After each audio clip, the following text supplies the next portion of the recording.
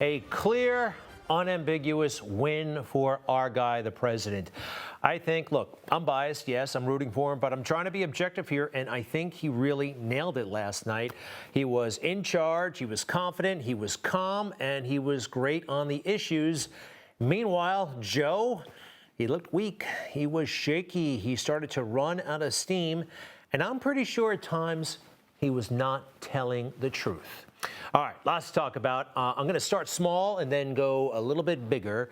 And we'll start then with the moderator, Kristen Welker.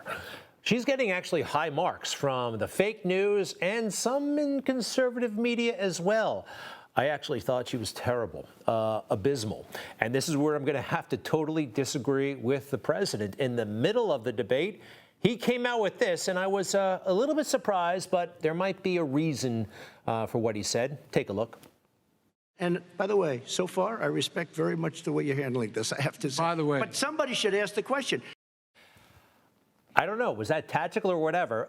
Because I don't think she was fair at all to President Trump. I really don't. And I did some counting. The interruptions from her to the president, very many. To Vice President Biden, not so much. All right. She kept warning President Trump, the 10-second warning. He got it like at least a half dozen times. Vice President Biden once. Take a look. And it was annoying, and she often did it when he was onto something. I do want to turn to 10 seconds, Mr. President. Families. They tried Very to quickly, meet with 10 him. seconds. He tried to get rid of him. He Mr. tried to hurt President, and then I Social have to go to Security another years question. ago. Let me ask Kristen, you I about will say this. immigration. They went 10 down. seconds, We and then brought I need to ask reporters, you. everything. President Trump, I'm going to give you 10 seconds to respond, and then I have a follow-up question. Again, it was usually when he was onto something, when he had a really great point to make, she would start talking. Also, the questions asked, super softballs for Vice President Biden. And with the president, these were at times tough questions, you know, and that's okay. It's a debate, but I think you got to give tough questions to both sides. Here's a sample of how she delivered the questions. Listen to what she said. Everything was a touchy subject. Again, fair game, but we'll show you what she asked Biden in a moment. But first, this is Kristen Welker to President Trump. President Trump, this week you called Dr. Anthony Fauci, the nation's best-known infectious disease expert, quote, a disaster. You described him and other medical experts as, quote, idiots. Since you took office, you've never divested from your business. You've personally promoted your properties abroad. A report this week, which was referenced, does indicate that your company has a bank account in China. President Trump, you've met with North Korean leader Kim Jong-un 3 times. You've talked about your beautiful letters with him. Mr. President, your administration separated children from their parents at the border, at least 4,000 kids. Mr. President, you've described the Black Lives Matter movement as a symbol of hate. You've shared a video of a man chanting white power to millions of your supporters. Now, the president was ready for all of these. You know, he's out there, press conferences, he does lots of interviews. Joe is not so prepared, and I think she knew that because the questions she asked of the vice president, it was like she was in 6th grade and in the Girl Scouts and won some sort of trip to Washington, D.C., and they got to meet important people. These are the types of questions she asked. Vice President Biden, your reaction, and just 40% of Americans say they would definitely agree to take a coronavirus vaccine if it was approved by the government. What steps would you take to give Americans confidence in a vaccine if it were approved? What do you say to Americans who are fearful that the cost of shutdowns, the impact on the economy, the higher rates of hunger, depression, domestic and substance abuse outweighs the risk of exposure to the virus? Mr. Vice President, in the next 2 minutes, I want you to speak directly to these families. Do you understand why these parents fear for their children? See what I mean? No velocity, you know, just kind of, what do you think of this? What do you think of that? Pretty academic, actually. Now, I got another clip I want to show you. It lasts for about 50 seconds or so, but everything that I didn't like about last night's debate is in here, from her interruptions to whenever the president was onto something, bringing up the emails, which is a legitimate issue that they have convinced themselves or tell themselves or whatever that it's misinformation, they're wrong. But watch what happens in this exchange. And what's he do? He embraces guys like the thugs like in North Korea and the Chinese president and Putin and others, and he pokes his finger in the eye of all of our friends, all of our allies. And that's what we did in upholding steel tariffs and a range of other things when we were president and vice president. All right, let's talk about North Korea. Excuse me, no, I have to Yes. respond to that. Okay, very quickly, and then My we're son going to move walked on out to with North $1.5 Korea. billion from China to Not manage after true. spending 10 minutes in office and being in Air Force Two, number one. Number two, there's a very strong email talking about your family wanting to make $10 million a year for introductions. President Trump, on China policy, though, what No, but wait a specifically are minute. you going to do? What specifically are you going to do to make China pay? You've said you're going First to of make all, them pay. China is paying. See what she did? As soon as he mentioned the email, no, I want to take you in this direction. And I was a little bit frustrated because the president went in the new direction. He still had a great night, but I wanted him to pound Joe Biden about this corruption. And we'll get to more of that in a moment. Let's see, what else happened? Here's a good moment. And it seems like Biden really came across as the phony politician that he is. Here's an exchange. They're talking about China and policy regarding China. Look at what Joe Biden did. Look at what he turned it into, and you know who called him out. They were killing our steel industry. We were not going to have a steel industry. Okay. And now we have a steel Okay, industry. Vice President Biden, your response, please. Our response is, look, this isn't about, there's a reason why he's bringing up all this malarkey. There's a reason for it. He doesn't want to talk about the substantive issues. It's not about his family and my family. It's about your family. And your family's hurting badly. If you're making less than, if you're a middle-class family, you're getting hurt badly right now. You're sitting at the kitchen table this morning deciding, well, we can't get new tires, they're bald because we have to wait another month or so. Or are we going to be able to pay the mortgage? Or who's going to tell her she can't go back to community college? They're the decisions you're making in the middle-class families like I grew up in Scranton and Claymont. They're in trouble. We should be talking about your families, but that's the last thing he wants to talk about. I want That is a to talk typical about statement. North Korea. Excuse me, just I do for want 1 to turn second, to please. 10 seconds, Mr. President. That's 10 a seconds. typical political statement. Let's get off this China thing, and then he looks, the family, around the table, everything. Just a typical politician when I see that. Let's talk about I'm not North a typical Korea now. politician. Okay, That's why I President got elected. Let's talk about- get off the subject of China. Let's talk around, sitting around the table. All right. Come on, Joe, you can do better. We're That's part of why he got elected, and that's part of why he won last night. Joe's been talking about that table since 1975. Typical politicians speak. Everybody knows it. It's phony. It's phony. We've been hearing it forever. Now, when the president did bring up the emails, he got shut down, as you've seen by now. But Joe, I think he went a little bit too far in the denial. This is interesting.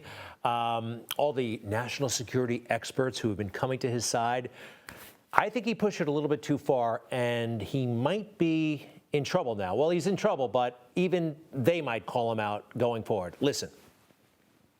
going to have Stuff follow-up is true questions. about Russia, Ukraine, China, other countries, Iraq.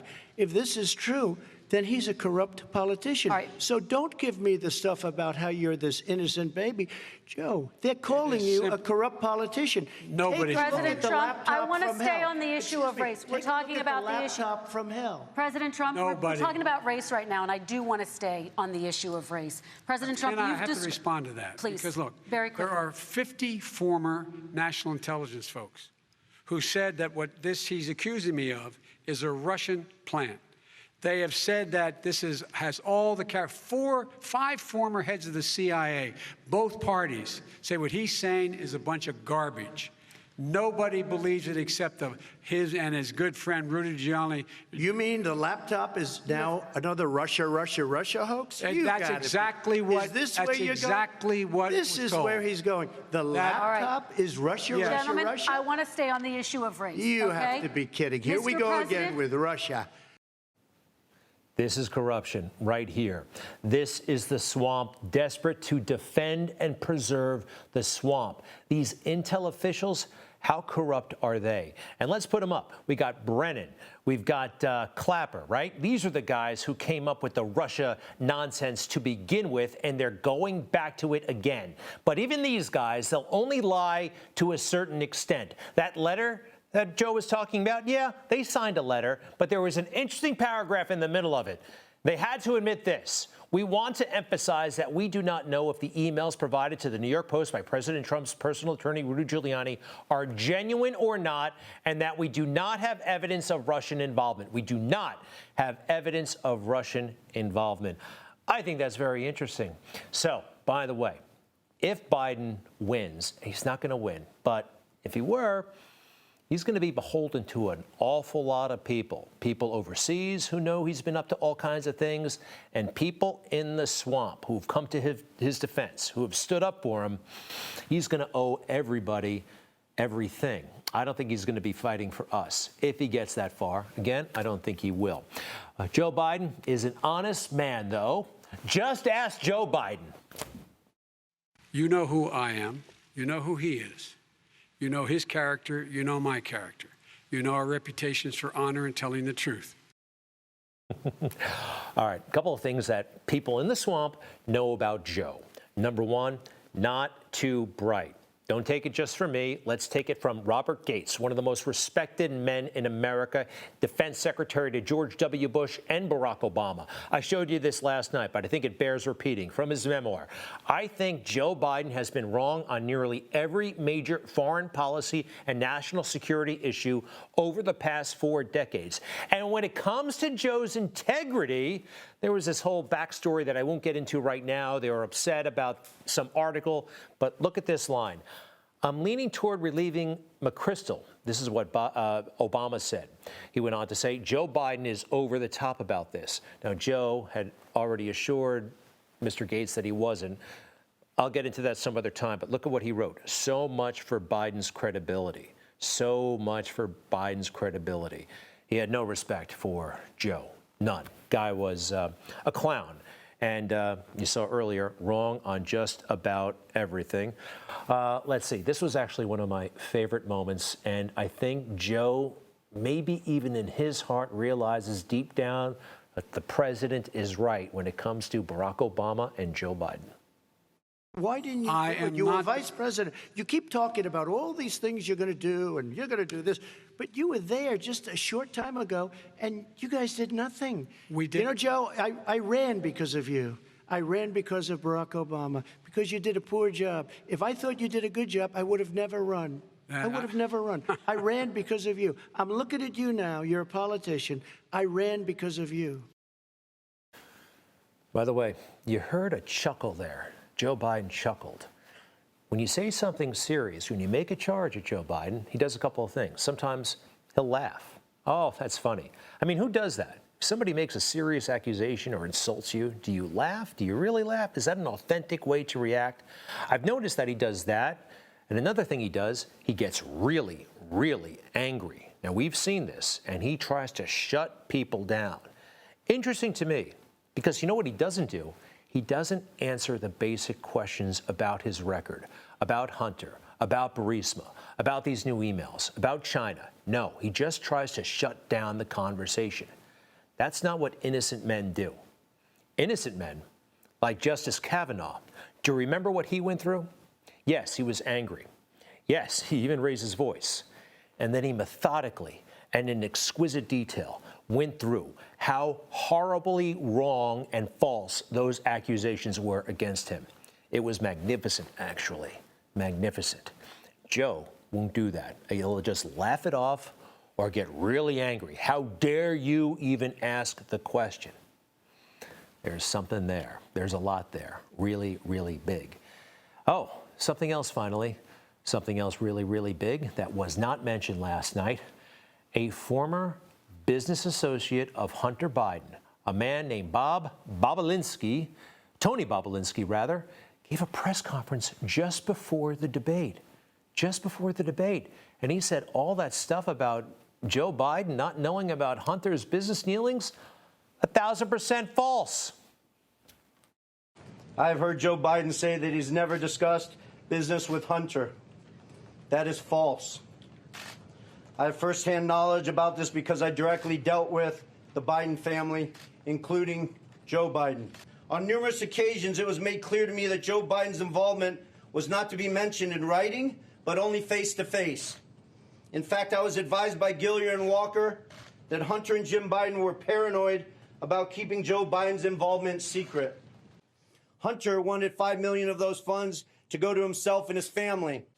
During these negotiations, I repeated to Hunter and others that Sinohawk could not be Hunter's personal piggy bank. A former naval officer, international businessman with great credentials. You know what the fake news did after that? They got on him for, who paid your hotel bill? How did you get to Nashville? He said he paid for his own accommodations, but that's what they wanted to know. And they also made fun of his name. How about that? You just watched Newsmax TV, America's fastest growing cable news channel, now in more than 70 million homes. You can get Newsmax TV on your cable system or check your cable guide. And if your system doesn't carry Newsmax, call them, tell them you want Newsmax TV, because we're real news for real people.